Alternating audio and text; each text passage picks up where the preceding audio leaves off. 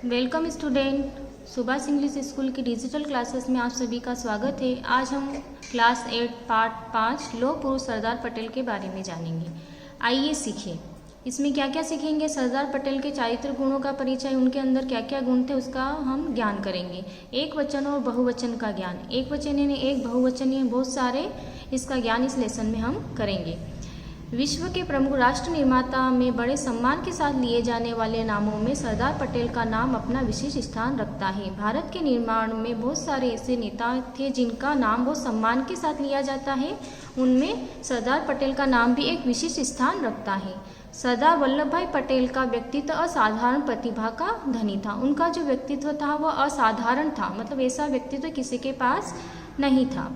विशिष्ट बुद्धिमत्ता, उनके अंदर एक विशिष्ट बुद्धि थी। अप्रतिम प्रशासनिक क्षमता, अप्रतिम यानी बेजोड़ शासन को चलाने की योग्यता उनके अंदर थी तथा प्रतिकूल परिस्थितियों में भी सफलता के लक्ष्य को प्राप्त करने की अद्भुत क्षमता से युक्त थे। विपरीत परिस्थितियां अगर होती थी तो भी उसमें वो सफलता के लक्ष्य को प्राप्त कर लेते थे।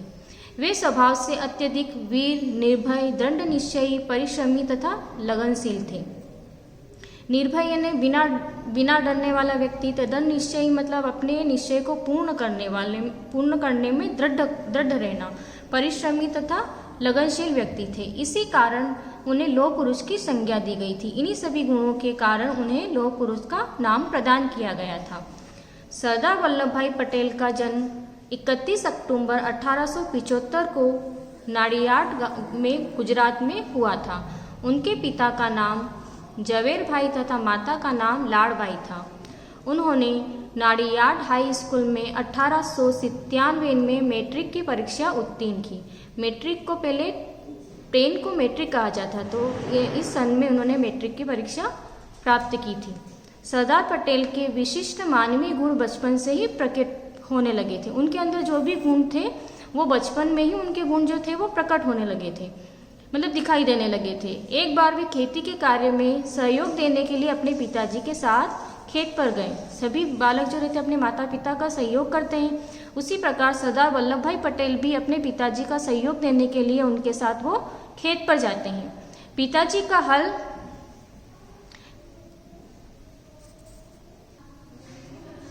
दो बच्चों पिताजी हल चला रहे थे। वे अपने पीछे अपना कार्य करते हुए पहाड़े का स्मरण करते जा रहे थे। वो पिताजी का सहयोग कर रहे थे, वो पिताजी जो थे वो हल चला रहे थे और वो सरदार वल्लभ भाई पटेल उनका कार्य कराते कराते पहाड़ों का स्मरण कर रहे थे। स्मरण करना यानी याद कर रहे थे। पहाड़े कंठस्थ करने में वो इतने तल्लीन हो गए कि डाब नामक घास का तीक्ष्ण बड़ा कांटा कब उनके पैर में चुभ गया उन्हें पता ही नहीं चला। मतलब वो जब वो याद कर रहे थे, कंठस्थ मतलब इतना ऐसा याद करना कि वो कभी भी पूछ लो तो वो उसे याद रहे, इस प्रकार वो याद करते। इतने तल्लीन, उसमें उतना लीन हो गए थे कि डाब नाम का, डाब यानी को इतना मतलब जब फसलें जब काटी जाती हैं तो उसके जो कुछ छोटे छोटे टुकड़े जो रहते हैं वो खेत के अंदर ही रह जाते हैं, तो वो जो उनके पैर में चुभ गया था। उनके पैर पे चुभने के बाद वह बालक पैर से बहते रक्त को देखकर पिताजी दंग रह गए। उनके पिताजी जो थे वो जो कांटा उनके पैर में चुभ गया था तो उससे जो खून बह रहा था, तो उसको खून को देखकर उनके जो पिताजी थे वो दंग रह गए। दंग रहना है ना आश्चर्यचकित रह जाना। आश्चर्य में पड़ गए कि इतना खून बह रहा है तो भी बालक कुछ नहीं कह रहा है।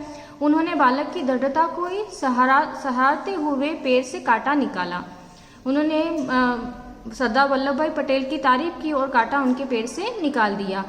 उस पर कार वृक्ष की पत्तियां रगड़ दी। अब खेत पर तो कुछ ऐसी दवाइयां नहीं रहती हैं जो उनके पैर पे लगाए, तो उनके पिताजी ने क्या किया कि कार वृक्ष की जो पत्तियां थी उनके पैरों पर रगड़ दी, जिससे खून बहना बंद हो गया। व्यक्तित्व जीवन में सरदार पटेल बड़े ही सहृदयी एवं सच्चे मित्र के रूप में विख्यात थे। उनका जो जीवन था उस जीवन में वो सहृदयी यानी सबका सहयोग करने वाला, सबको अपना मानने वाला और सच्चे मित्र के रूप में उनका चरित्र था। विषम परिस्थितियों में भी किसी भी मित्र के काम आने के लिए वे अपने आप को वचनबद्ध मानते थे। विषम परिस्थितियों में, विपरीत परिस्थितियों में उनका कोई मित्र होता था तो वो ये जानते थे कि मैं वचनबद्ध हूँ कि इसका मैं सहयोग करूँ। सार्वजनिक जीवन में लौह पुरुष की संज्ञा प्राप्त करके भी उनका हृदय नारियल के समान बाहर से कठोर और अंदर से कोमल था। उनका हृदय कैसा था? नारियल के समान। नारियल कैसा होता है? बाहर से तो कठोर होता है, अंदर से नरम होता है। उसी प्रकार उनका हृदय बाहर से तो कठोर था और अंदर से नरम था। वे किसी भी विषय, भाव या विचार को तत्काल समझ जाते थे। मतलब व्यक्ति के विचारों को वो देखकर समझ जाते थे कि इसके मन में क्या चल रहा है, तथा अगले ही क्षण तदनुरूप कार्रवाई करते थे और अगले ही क्षण उसके अनुसार वो उन पर कार्रवाई किया करते थे। सरदार पटेल प्रति क्षण सजग, मतलब हर क्षण सजग रहते थे, सचेष्ट और स्फूर्तिमान रहते थे। हर समय तैयार रहना, ऐसे वो रहते थे। वे स्वस्थ हो या अस्वस्थ, सोते हो या जागते, हर क्षण हर स्थिति में उनका ध्यान राष्ट्र की तत्कालीन महत्व की समस्या में उनके समाधान पर ही लगा रहता था। मतलब हर समय उनका ध्यान राष्ट्र के तत्कालीन में उस समय की जो समस्याएं चल रही थी उसका समाधान करने में उनका मन लगा रहता था। स्वतंत्रता संग्राम काल में सत्याग्रह आंदोलन एवं बारडोली में किसानों को संगठित कर लगान माफ करने जैसी उल्लेखनीय सफलता में आपका महत्वपूर्ण योगदान रहा। स्वतंत्रता संग्राम काल में सत्याग्रह आंदोलन हुआ था। बारडोली में किसानों ने क्या करा था कि लगान माफ करने का उन्होंने एक ऐसा रखा था जिससे कि लगान माफ हो जाए और किसान जो है लगान से मुक्त हो जाए। ऐसा उन्होंने शासन के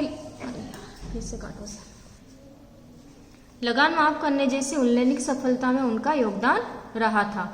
तभी से जनता आपको सरदार के नाम से संबोधित करने लगी। सरदार का नाम उनका कब मिला था? जब उन्होंने लगान माफ करने की सफलताओं का पाया था, तब से जनता उनको सरदार वल्लभ भाई पटेल के नाम से जानने लगी। राष्ट्र हित के लिए अर्जित बड़ी बड़ी सफलता के कारण सरदार पटेल में जितनी महानता अर्जित की है उससे कहीं अधिक अपने मानवीय गुणों के कारण वे महान थे। मतलब राष्ट्र हित के लिए जो इन्होंने सफलता प्राप्त की है उससे नहीं, उनके अंदर जो गुण थे उनके कारण वो महान माने गए हैं। उनके पास हाजी जवाबी तथा विनोद प्रियता का अक्षय और असीम कोश था। असीम यानी बहुत सारा और अक्षय यानी कभी भी खत्म न होने वाला कोश उनके अंदर था। अपने सहायों और अनुयायियों के द्वारा कभी कोई अपराध हो जाने पर भी वो उन पर कृपा किया करते थे। मतलब उनके जो कार्य करते थे, उनकी आज्ञाओं को जो मानते थे, उनसे जो कोई गलती हो जाती थी तो वो उन पर माफ किया कर देते थे। वे उनकी देखभाल और चिंता प्रीतवत करते थे। वे उनकी देखभाल एक जैसे पिता अपने पुत्र की करता है उस प्रकार वो उनकी चिंता करते थे। वे एक बार जिस पर विश्वास कर लेते थे फिर कभी भी उस पर संदेह नहीं करते थे। मतलब एक बार जिस पर वो विश्वास कर लेते उसके बाद उस पर कभी भी संदेह नहीं करते थे। विश्वास से विश्वास उत्पन्न होता है और सही है कि विश्वास से ही विश्वास होता है। जब हम किसी पर विश्वास करते हैं तभी वो अपने पर विश्वास करता है। सरदार तथा उनके अनुयायियों के परस्पर मधुर संबंधों का यही रहस्य था। उनके जो अनुयायी थे उनके साथ जो कार्य करने वाले थे उनमें उनके साथ जो संबंध थे वो मधुर थे। यही कारण है कि उनके ऊपर वो विश्वास करते थे। सरदार पटेल सुनते तो अधिक थे और बोलते बहुत कम थे। मतलब सरदार पटेल सभी की सुनते थे और बोलते बहुत कम थे। वे जब बोलते थे तो किसी महत्वपूर्ण कार्य के क्रियान्वयन की घोषणा करते और जब वो बोलते थे किसी महत्वपूर्ण कार्य के लिए ही बोलते थे और वो कार्य करना ही रहता था, जो मानो युद्ध घोष के समान ही होता था। किसी भी विषय पर उनकी सहमति प्राप्त करना आसान नहीं था। मतलब किसी भी विषय पर उनकी सहमति प्राप्त करना आसान नहीं था। वो पहले उसको जानते थे, परखते थे ये सही है या गलत है, उसको देखने के बाद ही उसकी सहमति देते थे। पूरी तरह चिंतन मनन करके ही वे अपनी स्वीकृति प्रदान करते थे। भारत के 150 वर्ष के दास्ता काल में पटेल जैसा व्यक्तित्व उत्पन्न नहीं हुआ।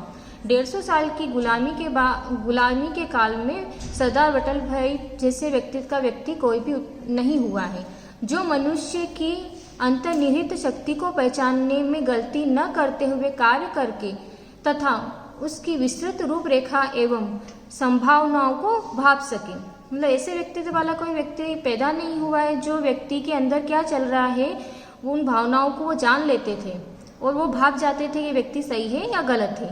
सरदार पटेल का मस्तिष्क संकेतात्मक ज्ञान कोश के समान था। ऐसा प्रतीत होता था कि मानो उनके मस्तिष्क में प्रत्येक बात अपनी सूची के अनुसार लेबिल लगी हुई व्यवस्थित रखी रहती थी और अवसर आते ही तात्कालिक निर्णय के साथ शीघ्रतापूर्वक प्रकट होकर अपना कार्य करती थी। किसी भी बिंदु के छूटने की कहीं कोई संभावना नहीं रहती थी। मतलब जितने भी बिंदु रहते थे, जितने भी कार्य उनको करने रहते थे, वो किसी भी बिंदु को या कार्यों को नहीं छोड़ते थे। हठी विद्रोहियों को विनय अनुशासन में लाना उन्हें भली प्रकार से आता था। हठी विद्रोही मतलब उनके जो विद्रोही लोग रहते थे, विपक्ष की पार्टी वाले लोग जो रहते थे, उन लोगों को समझाना उन्हें विनय यानी नम्रता के साथ अनुशासन में वह लेके आ जाते थे। उन्होंने कभी भी शक्ति प्राप्त करने की लालसा नहीं थी। उनके अंदर कभी भी ये नहीं थी कि मैं सत्ता को प्राप्त करूं। वो तो उनके हाथ में बलात् थाम दी जाती थी। किसी भी कार्य की पूर्णता के अंतिम क्षण तक वे अपने आप को पर्दे के पीछे ही रखते थे। मतलब कोई कार्य जब वो करते थे तो अपने आप को वो अपना नाम छुपा कर ही रखते थे। किंतु जिस युद्ध का उनको सेनापति बनाया जाता था उसमें उनकी आज्ञा अंतिम होती थी। पर जो कार्य उनको दिया गया है उसको करना या न करना ये उनकी आज्ञा पर ही निर्भर करता था। विरोधी व्यक्तियों अथवा दलों की निर्बलताओं को स्मरण रखकर वे अपने मस्तिष्क में सावधानी पूर्वक लेखा जोखा रखते थे और उसी के द्वारा वह अपने विरोधियों को पछाड़ दिया करते थे। विरोधी व्यक्ति जो रहते थे उनकी निर्बलता क्या है, कमजोरी क्या है, वो उनके मस्तिष्क में रख लेते थे और उसके द्वारा वो उनको पछाड़ दिया करते थे, मतलब उनको हरा दिया करते थे। स्वतंत्रता प्राप्ति के पश्चात प्रथम गृह मंत्री के पद को सुशोभित करते हुए जो महत्वपूर्ण कार्य सरदार पटेल ने किया है उनमें से प्रमुख देशी रियासतों का एकीकरण करना। मतलब स्वतंत्रता प्राप्त होने के पश्चात वो प्रथम गृह मंत्री बने थे और गृह मंत्री बनने के बाद जो उन्होंने कार्य किया था वो महत्वपूर्ण कार्य क्या था, देशी रियासतों का एकीकरण करना। अंग्रेज भारत छोड़ते समय 500 से अधिक रियासतों को स्वतंत्र छोड़ गए थे। जब अंग्रेज भारत से चले गए थे तब वह 500 से भी अधिक रियासतों को स्वतंत्र छोड़ के चले गए थे। स्वतंत्र भारत के सामने इनकी समस्या ने विकट रूप धारण कर लिया था। अब ये स्वतंत्र जो रियासतें थे तो इनका कोई भी रियासत को संभालने वाला कोई भी नहीं था, तो एक समस्या के रूप धारण कर लिया था। तो इस समस्या को कैसा निपटा जाए, तो उन्होंने क्या किया था, देशी रियासतों का एकीकरण कर दिया था। सरदार पटेल ने अपनी कुशल राजनीति सूझबूझ से इन सभी रियासतों का एकीकरण करके उस समस्या का निदान चुटकी भर में कर डाला था। सरदार पटेल एक उदार नेता, विनयशील, अनुयायी, कृपालु, मित्र एवं श्रेष्ठ राष्ट्र निर्माता थे। वे अपने चरण दृढ़ता के साथ भूमि पर जमाकर राष्ट्र निर्माण में संपूर्ण शक्ति से योगदान देते थे। जीवन के अंतिम दिनों में वे अस्वस्थ काल में चिकित्सकों के द्वारा चेतावनी देने पर भी उनकी स्थिति खतरनाक है, पूर्ण विश्राम करें, बिना रुके निरंतर कार्य करते रहते थे। मतलब अंतिम दिन जब थे उनके, वह अस्वस्थ हो गए थे, बीमार हो गए थे और डॉक्टर के द्वारा मना करने पर भी वह कार्य किया करते थे, क्योंकि उनकी यह महत्वपूर्ण आकांक्षा थी कि भारत अपनी स्वतंत्रता की रक्षा करने में सबल और सुयोग्य बन जाए। महत्वपूर्ण आकांक्षा यानी बड़ी इच्छा, मतलब इनके मन की सबसे बड़ी इच्छा थी कि भारत की स्वतंत्रता की रक्षा करने में सबल बन जाए, बलवान हो जाए, सुयोग्य बन जाए, सभी देशों में हमारा नाम आए, ये इनकी इच्छा थी। उनकी भावना थी कि पूर्व में किया गया श्रम तो स्वराज्य के लिए था। मतलब उनकी ये भावना थी जो पहले जो श्रम किया गया था वो तो स्वराज्य के लिए, स्वराज्य ने अपना राज्य, किंतु आज जब हमें स्वराज्य प्राप्त हो गया है उससे भी अधिक श्रम की आवश्यकता सुराज्य के लिए, मतलब सुराज्य है ना, अच्छे राज्य के लिए है। तभी देश का उत्थान सही अर्थों में हो सकता है, तभी देश का भला सही अर्थों में होगा और तभी स्वतंत्रता के लिए किए गए त्याग और बलिदान की सार्थकता होगी और तभी स्वतंत्रता के लिए जो इतने सारे लोगों ने बलिदान दिया है, त्याग दिया है, उनका बलिदान सार्थक होगा। ठीक है स्टूडेंट, आज हमने ये लेसन पढ़ा है और आप ये भी जानते होंगे कि स्टैचू ऑफ यूनिटी अभी बना है, जो भारत का सबसे बड़ा स्टैचू है और स्टैचू किसका बना हुआ है, सरदार वल्लभ भाई पटेल का ही बना हुआ है। भारत के प्रथम उप गृह मंत्री तथा प्रथम गृह मंत्री सरदार वल्लभ भाई पटेल को समर्पित एक स्मारक है। ये स्मारक भारतीय राज्य गुजरात में स्थित है। 31 अक्टूबर 2013 को सरदार पटेल के जन्मदिन के मौके पर ही नरेंद्र मोदी जी ने इसका विशालकाय मूर्ति के निर्माण का शिलान्यास किया था। यह स्मारक जो है सरदार सरोवर बांध से 3.2 किलोमीटर की दूरी पर साधु बेट नामक स्थान पर है, जो कि नर्मदा नदी पर एक टापू है। यह स्थान भारतीय राज्य गुजरात के भरूच के निकट नर्मदा जिले में स्थित है। यह विश्व की सबसे ऊंची मूर्ति है, जिसकी लंबाई है 182 मीटर। आज जो हमने लेसन पढ़ा है, इसको आपको अपनी फेयर कॉपी में नोट करना है और याद भी करना है। और मैंने पहले भी आप लोगों को बताया कि मात्राओं की गलती ना करें, अगर गलती करते हो तो मार्क्स कटते हैं। जो आपको गृह कार्य दिया जाता है या बख्शिश दी जाती है, उसको वैसा का वैसा आप उतारें। धन्यवाद।